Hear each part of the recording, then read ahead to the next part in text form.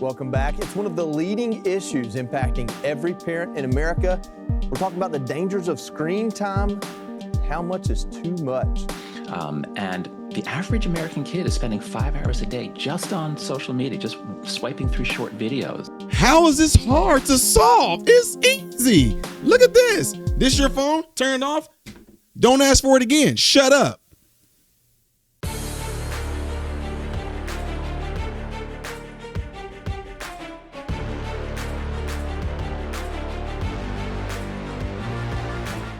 What's going on, everybody? Welcome to the channel. I am Ty Smith. You're watching my channel, Model Renaissance Man, and I thank you for that. Make sure you guys are following me on the platforms you see up here and the ones below. Click the thumbs up button. That way my content can stay consistently recommended to you. When you subscribe to the channel, click that bell notification. That way you'll be notified when I post. Lastly, do not forget to check out my other channel called Man, Husband, Father, and everything I ask you to do on this channel, Model Renaissance Man channel, do it on the Man, Husband, Father channel. Man, guys, this is absolutely wild and ridiculous. The title says parents are struggling as an author sounds the alarm over kids and smartphone use. My mentees that actually are signed up contractually will tell you I made this so easy. I already said this was going to happen, this was going to happen, this was going to happen. That's it, y'all.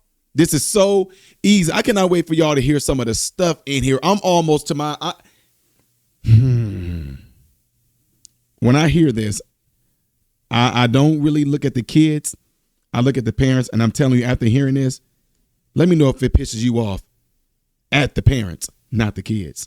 40% of kids ages 8 to 12 are already using social media. 95% ages 13 to 17 say they use it almost constantly. Our next guest has been leading the charge, waking up America to the harmful impact of smartphones and social media and what it does to our kids. And now he's got a new book geared for children called The Amazing Generation, Your Guide to Fun and Freedom in a Screen-Filled World. We welcome Dr. Jonathan Haidt to join us now. Doctor, I love the concept here. I feel like it's a little bit like pushing a snowball uphill in July. Like it's not an easy task that you've taken on. Well, thanks so much for having me on, Joey. Parents are struggling all over the world. We're all having the same fight with our kids, which is, no, you can't. Well, everyone else has one. No, we want to, or get off your screen. No, I have to do it for this reason. So when we struggle alone, yes, it is like pushing a snowball up a hill in July. But what's changed in the last year and a half since my book, The Anxious Generation, came out, is that mothers around the world are getting together, they're acting on the principles in the book. And when you do it together, it's actually not that hard. It actually is fun because it's not just about take away the phones. It's about give your kids a fun, exciting childhood with a lot of play, outdoor play, unsupervised play with other kids. Yeah, my son is 16 and I worry he misses that social interaction. I'll put him in awkward moments because I know he doesn't get it as much as maybe I did when I was in school. But just to look at the overall problem here, if we accept that the time on the phone is not a good thing, now we have to look at the amount of it. And this is a calculator we have. It says 1 hour per day equals 15 full days a year. All the way down to, we'll say 6 hours a day. That's 3 months of your year. That's a quarter of your life you're spending looking at that screen. And it's usually not something productive you're looking at it for. Do you use this type of statistic in the book? Like, how do you get the veracity of the problem across to the kid and the parent? Yeah.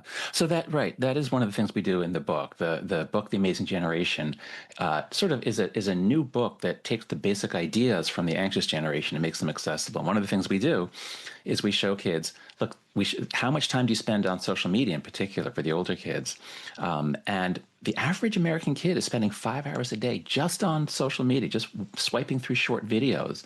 Wow. That adds up to 3 or 4 months a year. I mean, if you woke up in the morning and just watched videos all day and then you went to bed, that would take you up from January through around April and into May.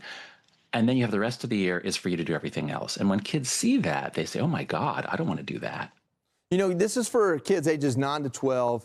And in reading kind of the description of it, you talk about using real life stories of young adults, kind of like bad omens, like, hey, this is what could happen. I remember like Students Scared Straight. I remember the DARE program. That coupled with federal legislation really reduce cigarette use, drug use, things like that. I mean, to this day, I'm scared that, smoking pot one time is going to kill my whole family. So is that a part of this? Not necessarily scare tactics, but really exposing them at an early age to how it could be negative later. Yeah. Well, my understanding of the research is that the DARE program and the fear didn't actually work all that well. A couple of things that work. One, we know that from getting kids off smoking, what really worked was to say, look, the tobacco companies are trying to addict you. They are going after kids. And kids say, what? That's evil. And we do the same thing in the book because we know from internal leaks that Meta and Snap and TikTok are targeted on kids under 13. They try to addict them. So that tends to work. But the other thing about the book is that it isn't primarily scared straight. It's primarily, hey, look at the kind of childhood your parents had. Talk to your grandparents. What did they do after school? And all of the kids have seen movies about kids in the 80s and 90s. All kids have seen that. And they want that. That's the thing. They want that. They don't want to just, And so that's why we have so many older kids.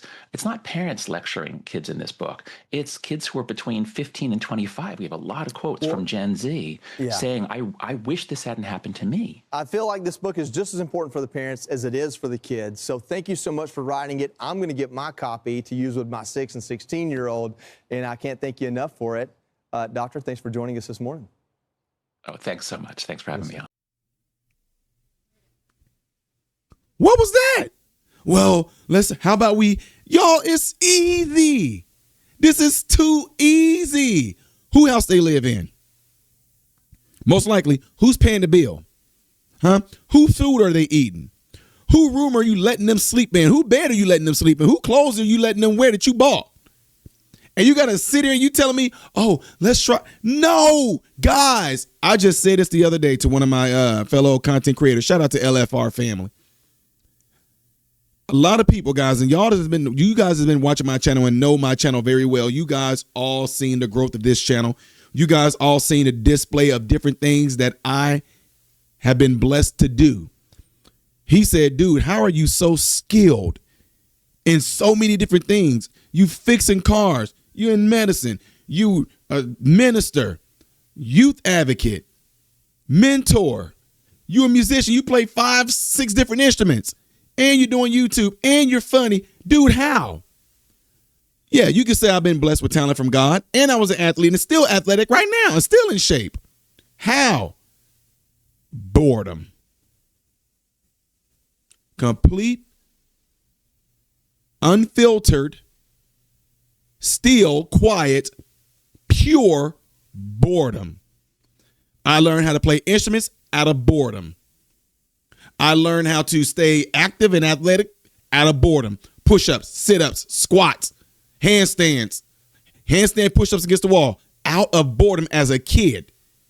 Running, y'all, I'm an 80s baby. Y'all know what we did. We ran, we played outside. We made up our own games. We can't play tag. If we play tag, we can't play dodgeball. So let's go roll up some newspapers that we found throughout the neighborhoods, and we're going to hit each other.